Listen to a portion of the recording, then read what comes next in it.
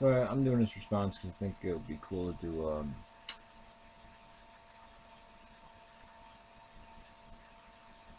perform our conversation on this particularly. Um, because of the type of fundamentalists that you describe about the early church fathers. I've never known the Orthodox to act fundamentalist in this way. There's an ugly form of fundamentalism that's borderline guru worship, and it doesn't do what the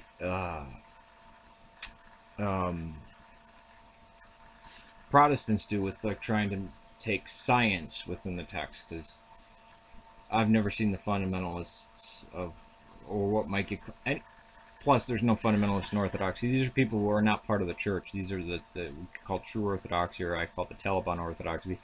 They're not in communion with the church. They're schismatics and heretics. But of maybe some people that are in the church that take a very fanatical view of some things, 9 times out of 10 they won't be on the internet, but where so I think it's mainly this is Protestantism, and I'd like to know which Protestants are dragging this in. I've seen a couple of books that try to talk about intelligent design that were by converts, which is very sad.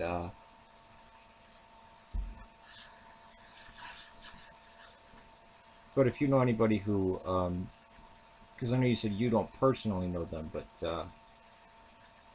who has had contact with people like this that would stress a form of creationism, I'd like to, we could talk about the type of craziness that the Protestant converts bring in, and some maybe stuff that might be of somebody who's kind of in between going to the Taliban Orthodox and East, and the actual church. But I think most of the fanatics in that way have already left and parted and gone to Roac and the schismatics, who don't represent the church. This concerns me because it by saying that these people are actually even part of the church, leaves the way open for atheists saying, well, what makes your view better than their view? Isn't their view more traditional? And in fact, no, it's not. This is not how these things are understood. Even with the bowl and the water type of thing, it's because of the stars, the way they turned. This was the waters above the heavens. It was an observational thing, and as a description, it's pretty damn good one. That the turning of it and the noticing of planets was that the planets didn't turn with the dome of the sky. They already knew of a rounded Earth. They already knew the Earth was a sphere. They already had calculated the circumference of the Earth.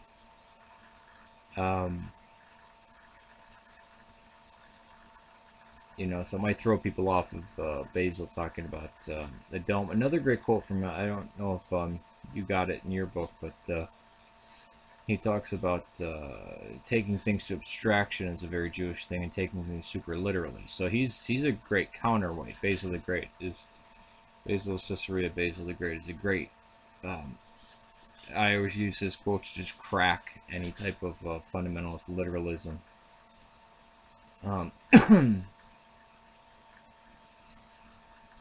But yeah, if there's anybody trying to drag this this type of creationism in the church, now I say that you could hold, theoretically, you could hold a form of creationism. Certainly, it wouldn't be anything like a 6,000-year-old Earth or something, because these are calculations the Protestants had cooked up. Actually, it was a Roman Catholic who committed apostasy and went to Judaism, and that's where they get their calculation for the 6,000-year-old Earth. But this would be a good topic to do a hangout on. But I think we can dismiss anybody who tries to use any type of tries to claim to anything what they would perceive as science in church fathers, which there's not. There's clearly not. Well, we know science didn't come about until the Renaissance. There's no science in the church fathers. They they were talking about Christological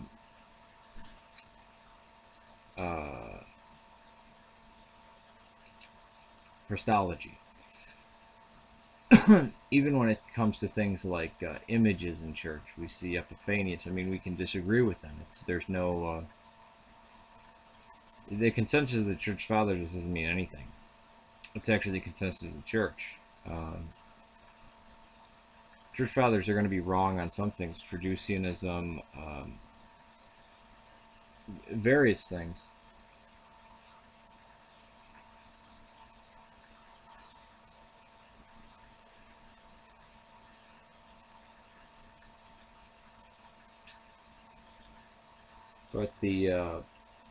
But anything that's starting to resemble Western fundamentalism, that's I'd like to know where that is so we can go after it. Now there is with the St. Anthony's monasteries and things like that, and these weird kind of monastics and sometimes quasi-monastics. When you actually look at the toll houses, it's disparate one line, like a half of a sentence that somebody uses in a totally different context. Then there's another one where they might mention something in a totally different context, and they're spanning hundreds of years. It takes Seraphim Rose to compress all these things down and cook up the toll houses, because he really didn't find any basis for the Russian monastic reference to toll houses, so he had to basically cook the books for it. And that's what he did, and that's what he's going to be remembered for innovation. And not even he would. Somebody that went to my parish knew Seraphim Rose is one of his spiritual daughters, and she was a nun. She said, "Yeah, tread lightly, and that's not for everyone." So it was a monastic tool. It was never anything theological or something accepted by the church. But people point to what Seraphim Rose did, and he said, "See, it's spoken of throughout this thing." Well, go. I tell them, go read what was actually said by these people, and it's you can see in context in every way. It's not there. No, this isn't like a mystical thing, like Barnabas would talk about, or somebody else. That's a very orthodox thing of doing. Of saying, look, we see the foreshadowing it over there, and it'll be like 3 letters in a line or something like that. I mean, because the toll houses were never discussed until what, the 18th century at most, more like the late 19th century, before the overthrow of the Tsar.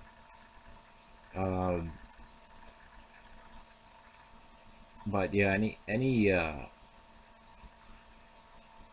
anything of trying to cook the text to make there be a 6,000-year-old Earth or anything like that, or cook the fathers, I would have to think would solely come from the Protestants, which is pretty damn scary that we have to contend with a form of fundamentalism that's I don't want to say indigenous to Orthodoxy, but kind of an outgrowth that we've continually seen throughout the centuries.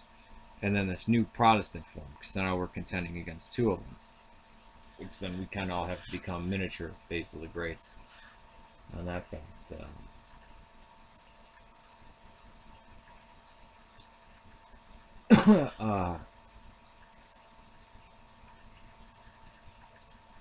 But yeah, this is a good thing to do a forum on, because it's an issue that apparently is affecting the church. And even if there's one heretic on here that's claimed to be Orthodox and is spouting anything like creationism using the fathers, we can come together in unity and say, no, you're in heresy. You probably shouldn't take the Eucharist. And that they're clearly not getting this from any Orthodox teaching. And slam them down right then and there. And it wouldn't even be a debate. We would just have to confront them on this. And then for every video they make, one of us has to make another video same title, same tags, as a disclaimer, say that that guy's a liar. Because they're jeopardizing people's sanity, basically. People at the end of their wit, you know, try, you know, when they come to Orthodoxy, and this is what I was hearing, people are stressed out, and we don't need anybody blending fundamentalism with Orthodoxy, as Protestant fundamentalists. We don't need blending of Protestant and Orthodoxy can only be horrific. This is why I think Rob Bell is one of the most poisonous vipers out there.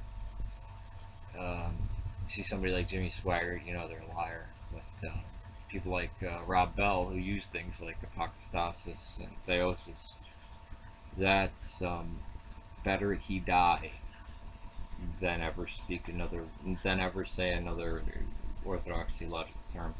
The amount of people he's going to lead to damnation is, and I mean damnation of their own selves, just inner torment, where they won't even turn towards God, or even let up on blaming themselves for things. It's pretty terrifying. Heresy is, as you know, deadly. Yeah, maybe in a few days do a forum on that. I'm gonna be busy for a while, but all right, take it easy. Peace to you. You guys have Serbia, Syria, and Ireland.